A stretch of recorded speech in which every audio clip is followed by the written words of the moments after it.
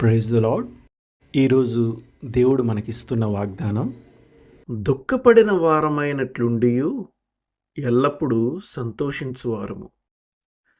2 కొరింథీ 6:10. ఈయన సంతోషానికి రాజు. విచారం నోరు విప్పింది. ఈయన తలపై ఎన్నో కిరీటాలున్నాయి.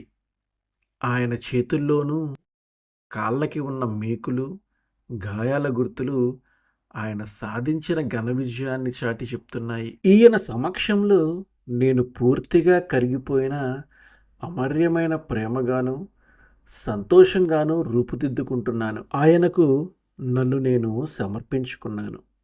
ఎందుకంటే ఆయనతో విచారంలో పాలు పొందగలగటమే నాకు తెలిసిన అన్ని సంతోషాల కంటే మించిన సంతోషం. ఆమెన్.